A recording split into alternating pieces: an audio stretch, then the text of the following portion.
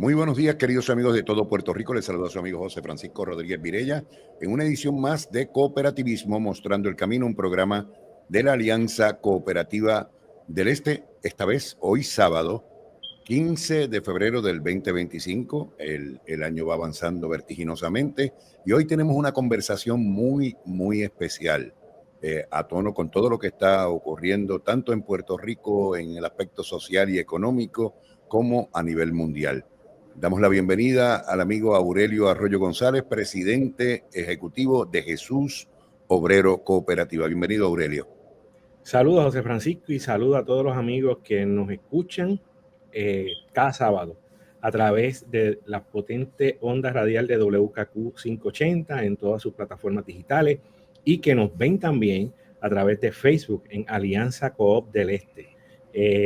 Son ya casi 17 años, José Francisco, transmitiendo cooperativismo, mostrando el camino, el sueño de la educación y de la masificación de la información cooperativa a través de los medios principales, que nació en el año 2007-2008, y desde entonces ininterrumpidamente hemos estado transmitiendo este magnífico programa, educando, llevando las buenas nuevas del cooperativismo y trabajando todos los temas alrededor del cooperativismo y todo aquello que afecta la vida de los puertorriqueños.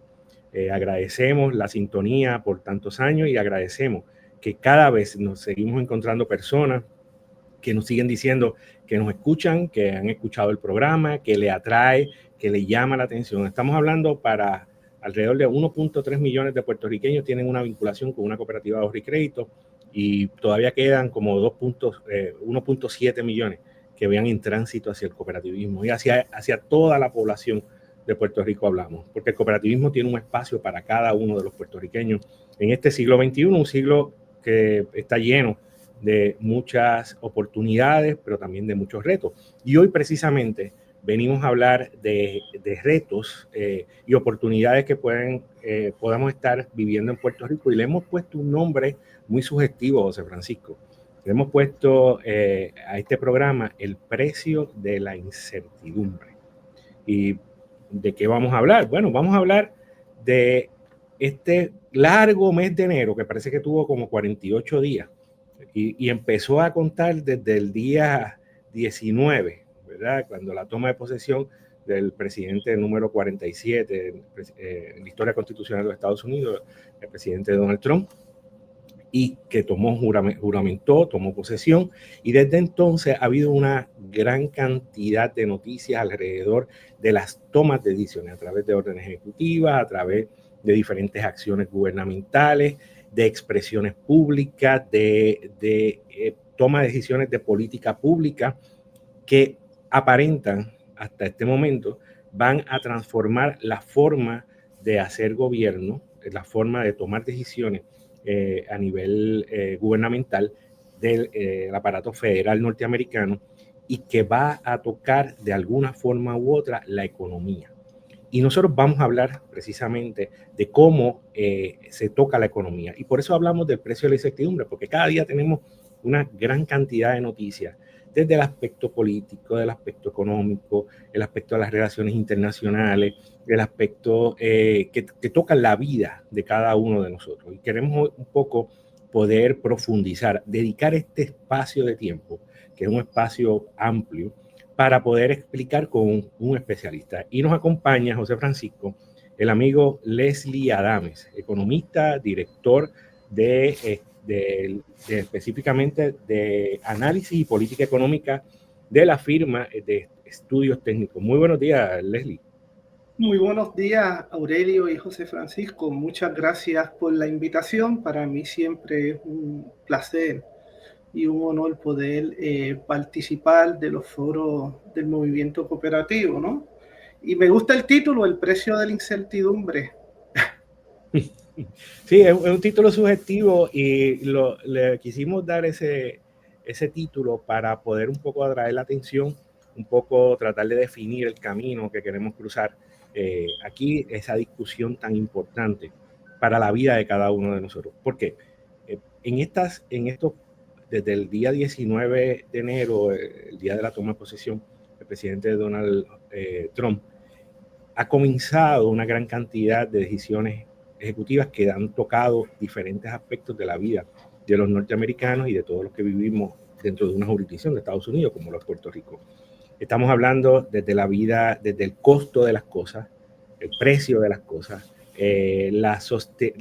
cuán sostenido se mantiene el alto costo de vida, ¿verdad? Como lo que se conoce como la inflación, todo el tema de las relaciones internacionales, la cadena de suministro, temas que no estaban en la agenda ¿verdad? En la agenda, en el radar de la opinión pública, ni en Estados Unidos, ni yo creo que en muchas partes del mundo, que tienen que ver, por ejemplo, el canal de Panamá, que es tan importante para el transporte de mercancías entre el Pacífico y el Atlántico, y para todo lo que tiene que ver con la cadena de suministro.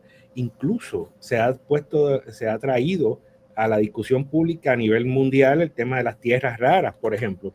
No es que vayamos a hablar del tema, pero lo pongo como ejemplo sobre cada uno de los aspectos tan importantes y tan medulares que han aparecido en la opinión pública, pero que tienen también una trascendencia y tienen también una importancia en lo que va a ser estos próximos meses, estos próximos años, esta administración y cómo va a cambiar. Uno de los temas medulares y fundamentales tiene que ver con la reducción grande o reducción agresiva del aparato gubernamental federal, de la toma de decisiones, de aspectos de política pública fundamentales que van a cambiar y una gran cantidad de cosas que tocan la vida de los puertorriqueños. Así que ante eventos tan dramáticos, sabemos que existe un efecto en la vida inmediata de cada uno de nosotros. Y quiero comenzar, Leslie, esta discusión por el tema que toca el bolsillo de cada uno de nosotros. Y es el tema de la inflación. A raíz de cuál era la antesala antes de la juramentación del 19 de enero de la inflación en los Estados Unidos y en Puerto Rico, y qué ha pasado, qué está demostrando la economía y cuál debe ser la perspectiva a corto plazo para todos nosotros en Puerto Rico. Bueno, antes de ir a esa pregunta, Aurelio, todo lo que has mencionado ha ocurrido en menos de un mes. Y hace 2 semanas atrás yo estaba en una reunión y le decía a los clientes que apenas habían pasado 2 semanas y yo me sentía ya como si hubiesen pasado 4 años de la presidencia de Trump, ¿no? Con toda la incertidumbre y con todo lo que nos ha puesto a pensar y a trabajar. Y uno de los temas que me parece que es muy importante es el tema de la inflación, porque veníamos de un contexto económico en donde ya poco a poco la tasa de inflación, tanto en Estados Unidos como en Puerto Rico, venía desacelerando y estaba de alguna manera u otra moviéndose hacia los promedios históricos. En el caso de Puerto Rico, estábamos hablando de una inflación del 2% a noviembre, y el promedio histórico es 1.85%.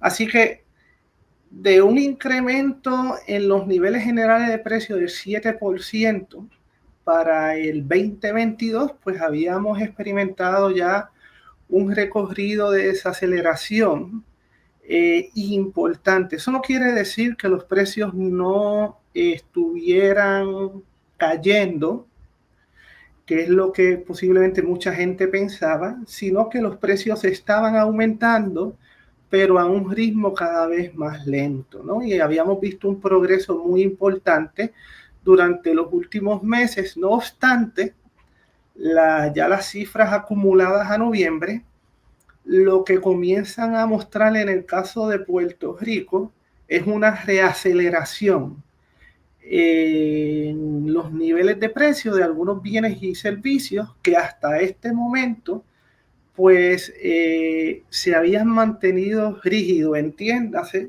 que no estaban cayendo o desacelerando al ritmo que venían desacelerando otros segmentos, otros productos, ¿no? Y servicios en la economía. En el caso de Estados Unidos, la situación se complica hoy, precisamente hoy, porque la Reserva Federal anunció el viernes, la Reserva Federal, ¿no? Se anunció el dato de inflación para Estados Unidos el viernes y apunta a que la inflación reaceleró en términos generales a un 3%, incrementó un 3% anual con relación al mismo periodo del año pasado. Y esto es preocupante porque hay que recordar que la Reserva Federal en su momento incrementó las tasas de intereses para frenar la inflación y había decidido ir poco a poco reduciendo la tasa de interés para ir normalizando la situación. La apuesta era que en su momento la tasa de inflación en Estados Unidos convirgiera o se moviera al 2%, que es el umbral establecido por la Reserva Federal. Hasta el jueves todavía la inflación estaba por encima del umbral. El viernes se anuncia que la tasa de inflación incrementa al 3%. Y el jueves mismo, pues ya había salido una noticia de que las expectativas inflacionarias a nivel de los individuos había incrementado de 3.3%, según la encuesta de Michigan, a un 4.3%. Así que de cara al próximo año, las expectativas de las personas que fueron encuestadas era que la inflación podría alcanzar un 4.3%, ¿no? Y esto pues es preocupante porque podría revertir el curso de la política monetaria que ya había encaminado la Reserva Federal con los 3 recortes a finales del 2024. Para el consumidor de Puerto Rico, este incremento en la inflación continúa encareciendo el precio de los bienes y servicios y ejerciendo algo de presión sobre el poder adquisitivo, el poder de compra, ¿no? Y eso lo vemos cuando hablamos con las personas que están en la calle, en donde dicen que el dinero no me da, que todo está más caro, ¿no? Oye, cuando van a comprar una docena de huevos ahora, el precio de $3 ya vale 8 y 10 y $12, por darle un ejemplo de un producto de la canasta básica. Y todavía no estamos viendo el efecto sobre los precios asociados con las políticas arancelarias que está implementando el presidente Trump. Para que tú tengas una idea, un arancel del 25% across the board, ¿no?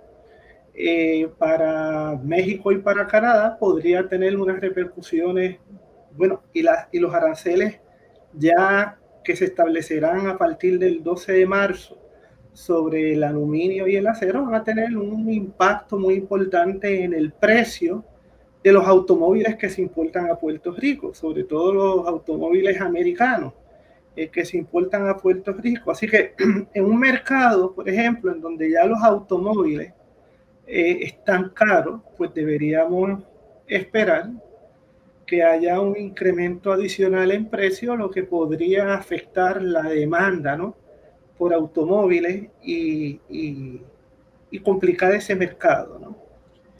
Hay un evento que ahora sale a la luz, se había ya conversado en los pasados años, pero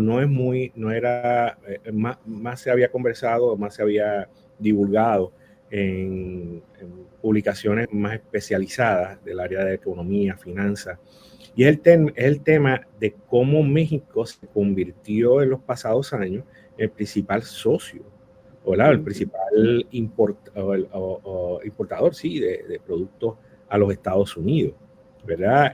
Y cómo antes todo el mundo pensaba que era China. Y sí, China sigue siendo importante, pero México es ahora tiene un tamaño mayor la cantidad de importaciones hacia los Estados Unidos, y el imponer un arancel de un 25% que fue aplazado por un mes en la conversación inicial, tiene un efecto impresionante, y a Canadá por el hecho de la dependencia de los combustibles fósiles. Sí, pues. americana. Pues mira, China era uno de los, continúa siendo un socio principal de los Estados Unidos. Yo creo que a partir del primer cuatrenio de Donald Trump, donde Donald Trump decide pues imponerle unas tarifas a productos importados de China, por un lado.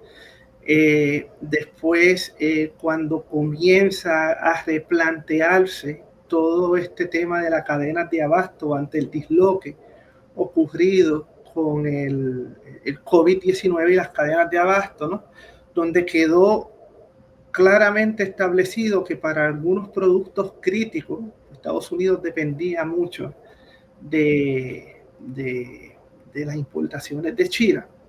Entonces se comienzan a plantear la necesidad de fortalecer las cadenas de abasto domésticas por un tema, entre otras cosas, de seguridad nacional, ¿no? Eso lleva a que comience a establecerse pues una relación un poco más estrecha con México y con países de la región, y que comience a hablarse de la posibilidad del nearshoring y el reshoring como parte de esa estrategia. ¿Okay?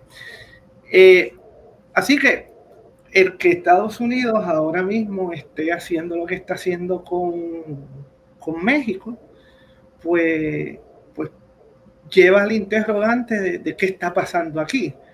Nosotros en la firma hemos llegado a la conclusión que hay al menos 4 razones principales para este enfoque, ¿no? Y con una consecuencia que voy a dar después.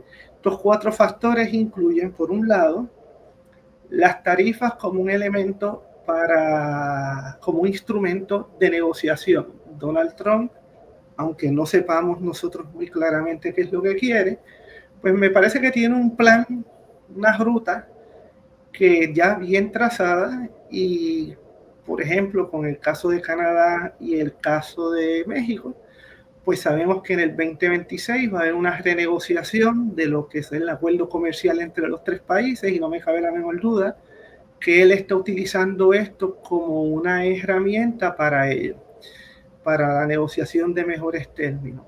Hay un segundo elemento, que es que Donald Trump, reconociendo, como lo reconoció la pasada administración, la vulnerabilidad y la dependencia de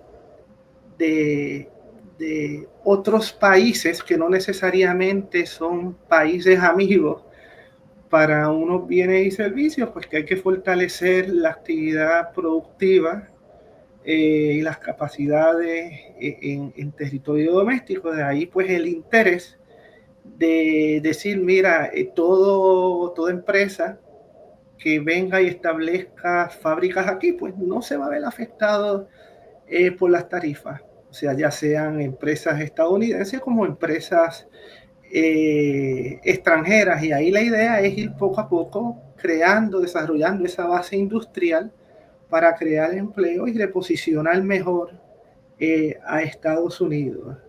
El tercer elemento tiene que ver con el comercio internacional per se, y la realidad es que Estados Unidos compra más del resto del mundo de lo que le vende al resto del mundo, por ejemplo, a China, a México, a Canadá. Así que tiene un déficit comercial con estos países, y lo que él está diciendo es: esto se acabó, tú sabes, vamos a tener que revisar los términos comerciales y vamos a hacer que los términos sean favorables para nosotros, ¿no? Con un déficit comercial con muchos de estos países, pues obviamente una de las herramientas que se tiene para poder atender esto es la imposición de estas tarifas. Entonces, hay un cuarto elemento que es geopolítico. O sea, me parece que durante los últimos 4 años, pero esto viene de antes, China ha estado, pues obviamente, posicionándose en distintos países de Latinoamérica a través de inversión, ¿no? Están en México, están en Perú, están en Chile, están en distintos. en el Caribe, en distintas partes de la región, y Estados Unidos pues ha estado como que perdiendo de alguna manera u otra ese poder hegemónico que tenía en esta región, y me parece que está utilizando esto como una herramienta para ir poco a poco restableciendo su poder e ir desplazando a China, ¿no? Esto lo ves con el tema del canal de Panamá, en donde cuando se le pregunta al presidente de Panamá que si se va a renovar o no se va a renovar el acuerdo con China de la ruta de la seda, dijeron que no y que estaban abriendo su cartera de inversiones a los Estados Unidos para ver en qué inversiones les interesaban, ¿no? Entrar como parte de la estrategia de crecimiento y desarrollo del país, ¿no? Así que me parece esos son los 4 elementos. La consecuencia de esto, y lo estamos viendo, es una desfragmentación del sistema de comercio internacional, de lo que era la globalización como lo conocemos, ¿no? Una fragmentación en donde con toda probabilidad pues Estados Unidos logre reposicionar su poder, tanto político, geopolítico, comercial, y hayan otros bloques comerciales en otras partes, y se produzcan las ineficiencias que por 50 años trataron de evitarse con el proceso de la globalización. Un poco, no es casualidad que el primer esfuerzo, el primer gesto hacia el extranjero o hacia los países vecinos del nuevo secretario de Estado, Marco Rubio, fue hacia Latinoamérica directamente. Fue a tocar base en Latinoamérica y es como un reenact, volver a escribir una nueva doctrina Monroe, ¿verdad? Eso. Aquella doctrina de América para los americanos, que se discutía en el siglo XIX, y que un poco posiciona a este hemisferio con un eje de poder político económico que siempre lo ha tenido, y militar siempre lo ha tenido, pero ahora con una preponderancia fuerte y un reposicionamiento geopolítico fuerte con otros jugadores que no eran la Unión Soviética como cuando crecimos, ¿verdad? Y crecíamos nosotros en los 70, en los 80 y en los 90, y sí, entonces, con China y otros jugadores del globo y del juego geopolítico. ¿Cómo tú visualizas, Leslie, el impacto que va a tener en los sectores productivos en Puerto Rico esta guerra de aranceles, que pueden ser no solamente Estados Unidos imponiendo aranceles por un lado, sino que recibiendo aranceles también de otros países hacia la producción norteamericana? ¿Qué sectores productivos se pudieran ver más afectados? Bueno, pues mira, por ejemplo, tú tienes, en términos generales, nosotros hemos estimado aquí que el impacto sobre la inflación, que nos afecta a todos, sería un punto porcentual adicional a lo que es la inflación hoy día, como mínimo. O sea, estamos hablando de una inflación subyacente del 3%, pero obviamente esto no incorpora otros elementos de riesgo que podemos hablar posteriormente. Yo creo que la primera reacción va a ser un incremento en los precios. Obviamente va a encarecer el precio de la materia prima para aquellas empresas que producen aquí. El sector de la construcción es uno que se va a ver afectado con el incremento en las tarifas del aluminio y el acero, porque obviamente estos productos todo eso, o sea, etcétera. Y en Puerto Rico eso es un problema porque eso ha estado encareciendo el costo de la vivienda y ha estado afectando también todo este tema del acceso a vivienda asequible. Tienes un tema que no necesariamente está vinculado a la tarifa, pero que también es muy importante, que la política migratoria de Estados Unidos. Ese lo queremos tocar. Ese precisamente es uno de los temas prioritarios en este próximo segmento, José Francisco. Okay. Sí, exacto. Ya estamos próximos a la pausa porque el tiempo el tiempo vuela, ¿verdad? Y la conversación está bien interesante y a veces nos preguntamos el por qué abordamos estos temas, pero es que tenemos una misión con el quinto principio cooperativo de educación y capacitación y queremos transmitirlo fielmente en nuestra responsabilidad social con nuestros socios dueños a través de todo Puerto Rico. Esto es Cooperativismo Mostrando el Camino, un programa de la Alianza Cooperativa del Este. Hacemos una pausa y regresamos en breve.